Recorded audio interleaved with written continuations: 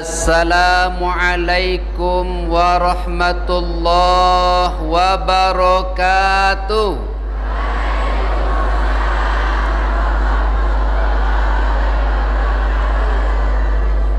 Alhamdulillah wa syukrulillah wassalatu wassalamu ala rasulillah wa ala alihi wa sahbihi wa man tabi'ahu wa mawalah. La haula wa la quwwata illa billah, amma ba'du. Yang mulia Bapak Camat Kecamatan Gunung Tujuh dan Kecamatan Kayaro Barat. Kayaro Barat tidak ada tiba. Selanjutnya yang mulia Bapak Kepala Kantor Urusan Agama Kecamatan Gunung Tujuh beserta staf.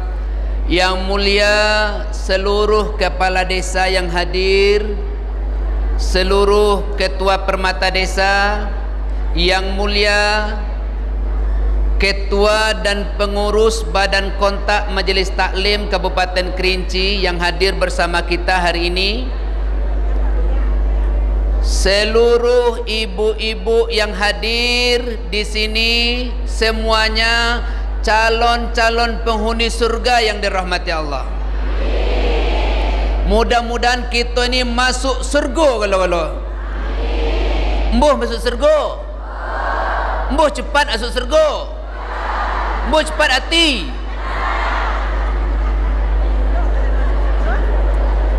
Yang nak cepat masuk surga harus cepat mati. Ceramah kita pada sore hari ini temanya ada 4 perkara perilaku orang jahiliyah pada umat Islam. Zaman jahiliyah sudah selesai, tetapi kelakuannya, perilakunya masih ada sakniki. Jadi zaman bien sampai sakniki, zaman jahiliyah tingkah lakunya enten agi ado. Kata Nabi mengatakan, qala Rasulullah sallallahu alaihi wasallam, Nabi mengatakan, arbaun fi ummati, ada 4 tingkah laku pada umat Nabi Muhammad min amril jahiliyah, itu sebenarnya tingkah laku orang jahiliyah.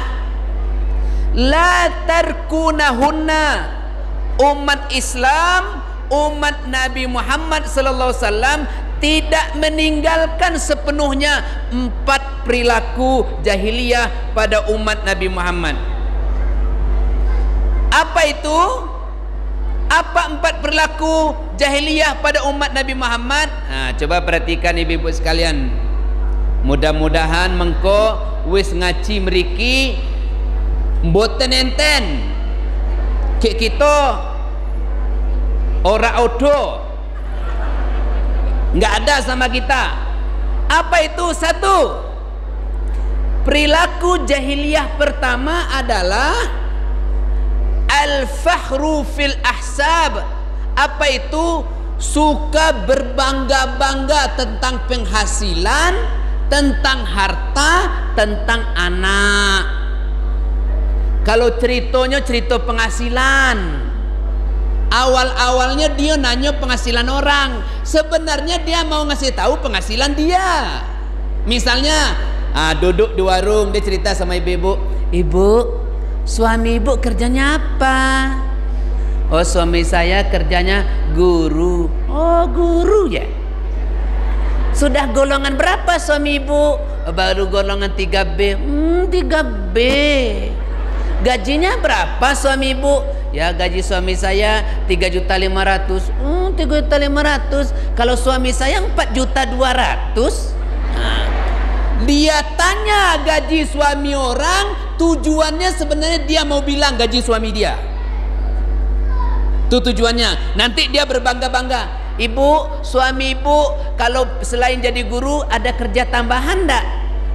Ada suami saya pulang dari ngajar ngaji di masjid. Berapa gajinya tuh?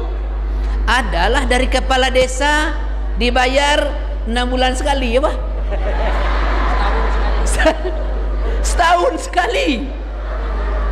Kata kepala desa, gaji guru ngaji dibayar setahun sekali. Makanya guru gaji banyak sakngok. Setahun sekali berapa? Berapa setahun sekali? 12 bulan. Iyo. Setahun tuh 12 bulan. Berapa gajinya?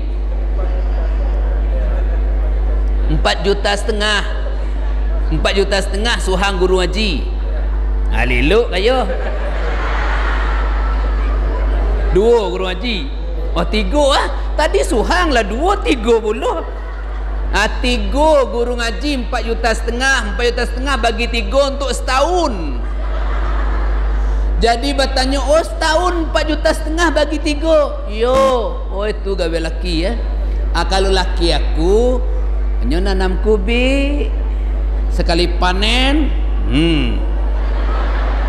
Nanam cabai sekali panen, cabai 20.000 sekilo.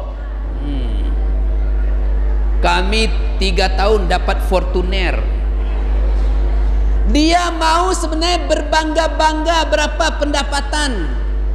Perilaku seperti ini perilaku jahiliyah. Hati-hati guru PNS.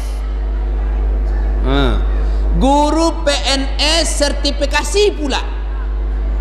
Jangan cerita gaji sama guru honor. Kalau ada guru PNS sertifikasi cerita gaji sama guru honor, guru PNS itu sedang menerapkan perilaku jahiliyah. Adek, honor sini udah berapa tahun? Saya sudah honor 15 tahun. Berapa gaji sebulan? Adalah dari Jambi 1.500.000.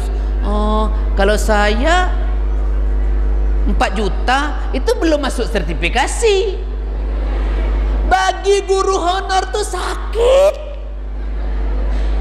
Itu menyedihkan. Tugas ngajar sama-sama ngajar, sama-sama apel hari Senin, tapi gaji guru PNS lebih tinggi. Jangan kau cerita sama guru honor. Kalau gajimu tinggi, bantu guru honor. Waktu terima gaji kasih guru honor 100.000. Jangan cerita sama dia, sedih dia. Tuh, jangan pakai sifat jahiliyah. Kalau kita punya anak, ndak usahlah berbangga-bangga dengan anak. Di warung-warung cerita anak, tepian cerita anak, majelis taklim cerita anak. Ibu, anak saya 5 orang. Yang pertama tentara, yang kedua polisi, yang ketiga walaupun dia ndak tentara, dia ndak polisi, tapi dia dah punya rumah, mobil lagi ada. Yang masih bu, anak saya masih bujangan aja, dah pandai dah cari uang. Ndak usah bangga-bangga anak. Apa sebab? Bapak ibu sekalian, harta, anak, istri itu fitnah. Itu cobaan bagi kita. Nggak usah dibangga-banggakan. Apa sebab? Allah kasih kita harta, Allah kasih kita anak, Allah kasih kita istri, Allah kasih kita suami. Allah mau nguji kita.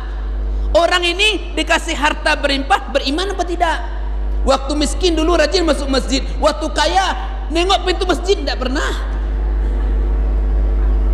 Waktu dia tidak punya anak, bangun tengah malam solat tahajud. Semenjak punya anak, jangankan bangun tengah malam, subuh pun tidak. Karena istrinya cantik, terus dia foto-foto. Ini istri saya. Istrimu cantik, bawa ngaji majelis taklim supaya dia tahu agama tuh. Istri cantik ndak ngaji majelis taklim, nanti dia kemudian dia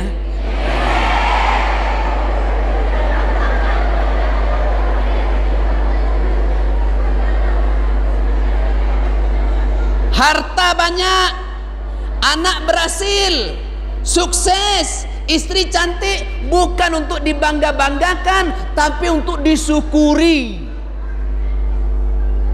Semakin dekat dengan Allah. Yang kedua, kalau kita punya anak sukses, bukan dibangga-banggakan, kita mesti khawatir anak kita. Kita mesti takut sama anak kita. Apa? Coba lihat Al-Quran surah An-Nisa ayat 9. Wal yahsal ladzina law taraku min khalfihim zurriyatan dhi'afa khafu alaihim falyattaqullah wal yaqulu qawlan sadida. Hendaklah engkau takut, engkau khawatir meninggalkan anak cucu kalau kita mati besok.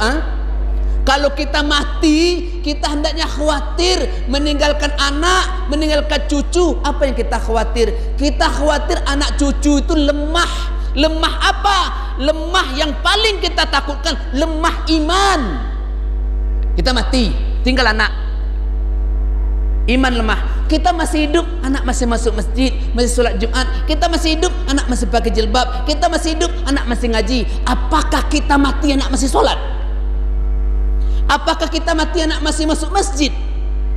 Orang kalau mau mati, dia pesan sama anaknya, nak, apa nih mau mati nak?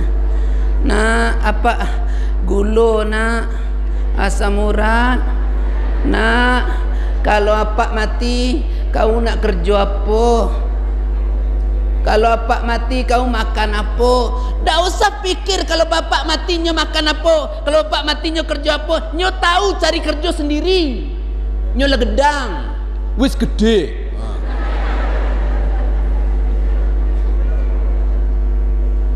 Tapi yang kita khawatir seperti Nabi Yakub alaihissalam. Nabi Yakub waktu mau mati, apa yang dia tanya sama anaknya?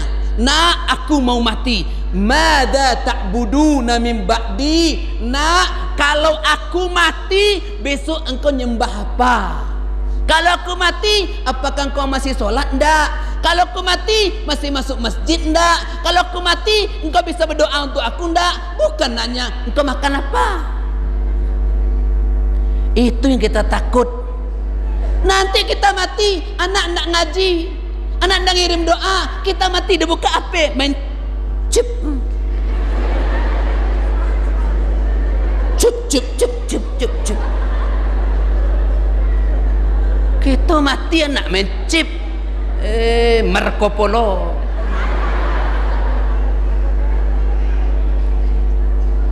Kita harapkan kalau kita mati anak kan ngirim doa, anak ngirim sedekah jariah untuk kita.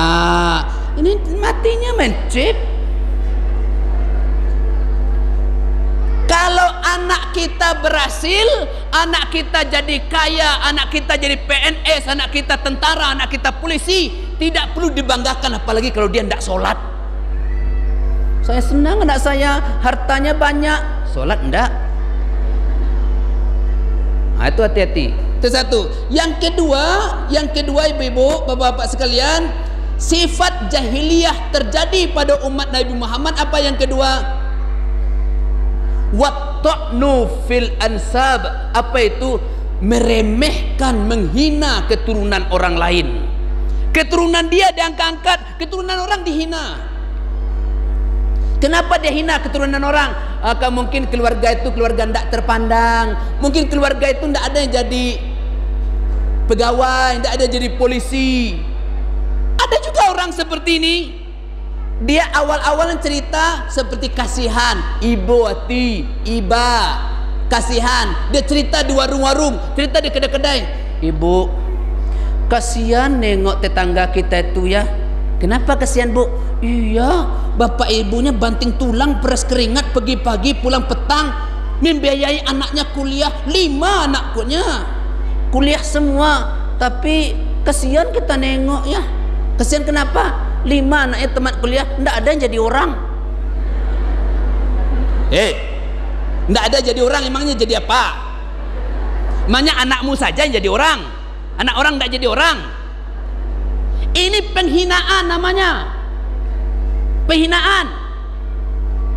Pandang ini kadang-kadang masyarakat kita salah memandang. Mohon maaf. Orang banyak salah memandang. Apa salah memandang? anak itu dianggap sukses, tamat sekolah jadi pegawai itu sukses. Padahal jadi pegawai nyogok, sukses apa? Orang tamat sekolah, tamat SMA jadi tentara, tentara nyogok, sukses apa? Ada orang jadi pejabat, bikin rumah besar dari uang korupsi, dianggap sukses. Ada orang minjam uang bank, dipinjam uang bank 100 juta bikin rumah, itu sukses. Itu bukan sukses, itu anak SMA bisa juga. Itu tidak perlu sekolah tinggi, tidak perlu tamat S2 untuk minjam uang bank. Tamat SMA, tamat SD bisa minjam uang bank, yang penting ada agunannya, ada jaminannya. Pinjam uang bank 200 juta, beli utuh, sukses? Belum tentu sukses. Uang sukses itu dia bikin rumah walaupun tidak pakai uang bank, itu sukses. Orang jadi pegawai tidak pakai nyogok, itu sukses. Walaupun dia tidak jadi pegawai, dia tidak orang kaya, tamat sekolah, dia jurusan peternakan, kuliah jurusan peternakan, tamat sekolah, dia 5 kali tes PNS tidak lulus. Di belakang rumah ada lahan luas, dia bikin kandang ayam. Dia jurusan peternakan. Waktu dia masih bujangan, dia lamar anak gadis orang. Bu, ibu kan ada punya bunga tuh depan rumah, sudah ada kumbangnya enggak, Bu? Apa kau bilang kumbang? Kau bilang banyak kumbang, kumbang putih kaki, kumbang hitam kaki banyak. Indah, maksudnya gini, Bu. Ibu kan punya anak gadis, sudah ada calonnya enggak, Bu? Belum ada calonnya. Ibu, saya sama anak ibu dulu serempak di SMA, Bu. Oh ya, terus gimana? Saya lope sama anak ibu. Saya lope sama anak ibu. Saya yakin anak ibu lope juga sama saya. Terus mau gimana? Ya kalau ibu izinkan ya kami mau lope-lopean. Maksudnya kami mau nikah gitu. Kerjamu apa? Saya ada ngiduk ayam. Hei, tukang ngiduk ayam berani melamar anak saya. Kemarin polisi datang ke rumah, saya tolak. Tentara datang, saya tolak. Kenapa saya tolak? Gajinya kecil. Saya mencari polisi yang gajinya besar. Apalagi kamu, tukang ngiduk ayam, melamar anak saya lah.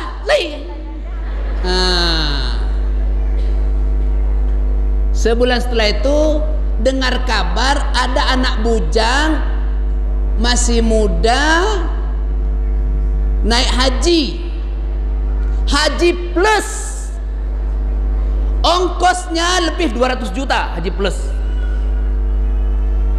Heboh, masyarakat heboh, kok ada bujangan naik haji plus, ongkos lebih 200 juta, hari ini daftar, tahun ini berangkat.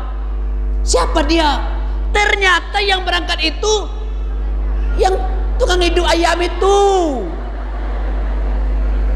Orang dengar, oh dia ngiduk ayam, tengok dulu ayamnya ke belakang rumah berapa banyak. Seluruh kedai nasi ayam dia dipakai. Belum tahu dia. Maka jangan memandang orang sepintas lalu, nilai orang ini belum tentu, tengok dulu ke dalam.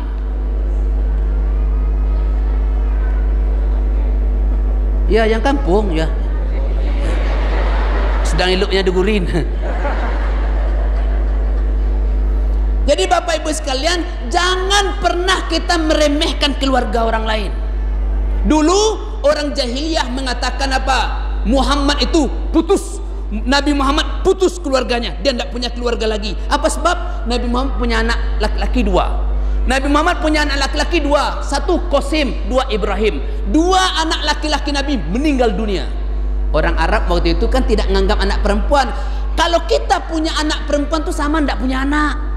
Kalau punya anak laki-laki baru mantap. Maka Nabi Muhammad meninggal anak laki-laki, dihina oleh orang kafir Quraisy. Muhammad putus keturunannya, Muhammad tidak punya keturunan lagi. Apa kata Allah mengatakan turun surah dalam yang paling pendek dalam Al-Quran, surah Al-Kautsar, inna a'tainakal kautsar. Sesungguhnya Muhammad, kami telah berikan engkau nikmat yang banyak. Fasolli li rabbika wanhar, maka solatlah dan berkurbanlah. Inna syani'aka huwal abtar. Sesungguhnya yang putus itu Muhammad, bukan engkau. Yang putus orang yang hina engkau. Maka jangan hina orang. Siapa yang menghina orang lain sama dengan menghina Nabi Muhammad sallallahu alaihi wasallam. Orang miskin belum tentu hina, bisa jadi orang miskin lebih mulia. Ini kedua. Ketiga, yang ketiga perilaku jahiliyah terjadi pada umat Nabi Muhammad sallallahu alaihi wasallam apa? Yang ketiga, wal istisqa'u fin nujum. Apa itu? Minta hujan sama ahli nujum. Minta hujan sama ahli perbintangan. Kenapa dibilang minta hujan? Karena di Mekah jarang hujan. Di Mekah panas terus, orang mintanya hujan. Daerah kita sering hujan, orang mintanya panas. Apalagi musim barale. Musim barale, basune, nikah, akikah, undangan sudah tersebar. Besok anak kita nikah, undangan tersebar. Lebih 1000 undangan tersebar. Takut acaranya gagal, pergi ke dukun, minta supaya jangan hujan.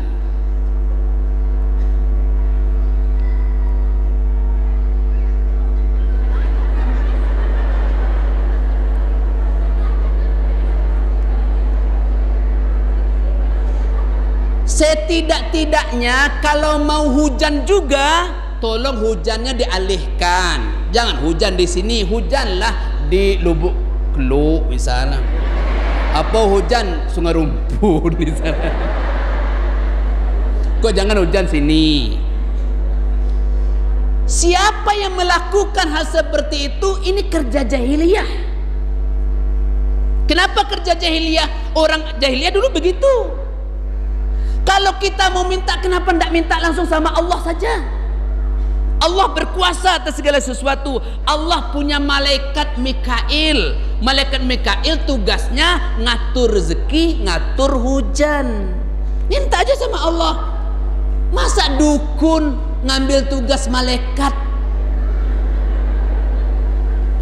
Saya guru biasa. Saya bukan wakil kepala sekolah, bukan kepala sekolah, saya guru biasa. Kalau kerja kepala sekolah saya ambil, kepala sekolah tersinggung. Singgung kepala sekolah. Kata kepala sekolah bilang, Jum, kau kerjakan urusan kau tuh. Kau tugasnya ngajar, gak usah ngambil gawe kepala sekolah. Ini dukun yang ngambil gawe malaikat. Kadang-kadang yang kita sedihkan apa? Yang beralek sarjana, calon suami sarjana, istrinya sarjana, mertuanya sarjana, ayah ibunya sarjana, dukun tak teman SD.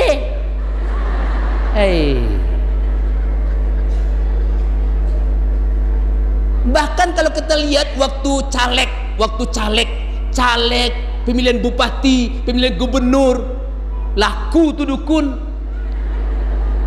Padahal yang jadi calon bupati, calon wali kota, calon gubernur ada yang doktor. Sudah doktor S3.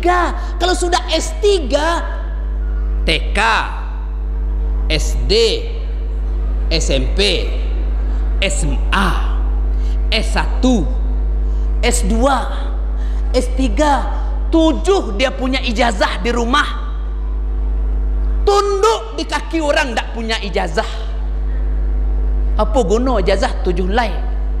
Apa guna kuliah bertahun-tahun kalau hanya tunduk di kaki dukun? Kalau memang dukun itu hebat, kenapa tidak dukun mencalon jadi bupati?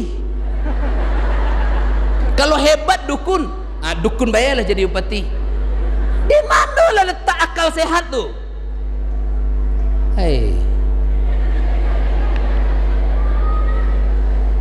Sudah minta ke dukun supaya hari tidak hujan, supaya berlek sukses, beraleknya bisa sukses, ternyata hujan juga.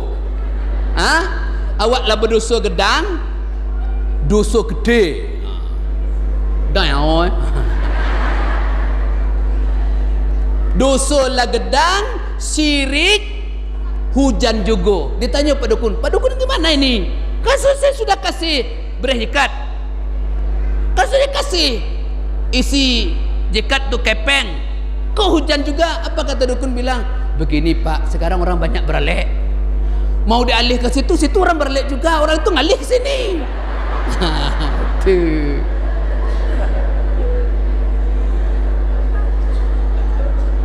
Yang terakhir, yang keempat.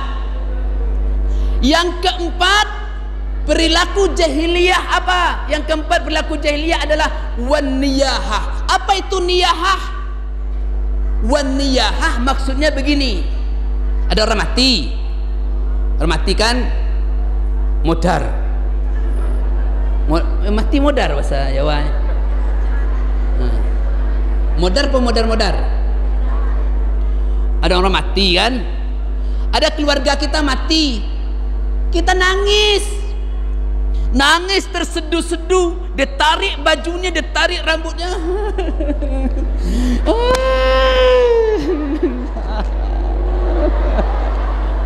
Wah, pia kaya matai wah. Mau atai lah wah, apa dak mau kaya atai ah. Kalau matai kaya sabo enggak main ah. Ya Allah. Ada orang duduk di sebelah tu dipukul-pukulnya, maka gua mati ya. Dia mati nyo nangis wah kedua tinju. Itu namanya niyahah, meratap. Buya, apakah tidak boleh kita menangis orang mati? Boleh nangis. Boleh nangis. Apa guna mata? Untuk nangis. Yes.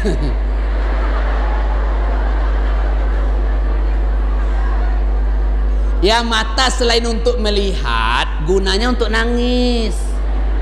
Siapa yang punya mata tidak pernah menangis, nangislah.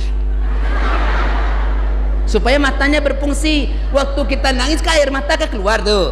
Air mata keluar tuh bagus tuh. Jangan sampai nangis tidak keluar air mata. Nabi Muhammad sallallahu alaihi wasallam meninggal anaknya Qasim, meninggal anaknya Ibrahim, meninggal pamannya Hamzah. Nabi nangis. Nangis Nabi. Tapi tidak meratap, tidak nyebut-nyebut, tidak melengking suaranya, tidak. Nangis biasalah, ya nangis normal.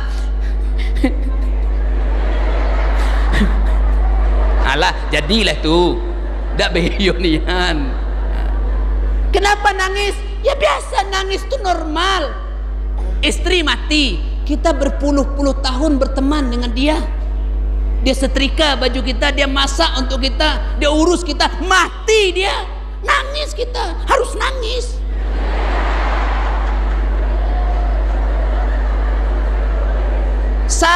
Ini saya Ibu ya.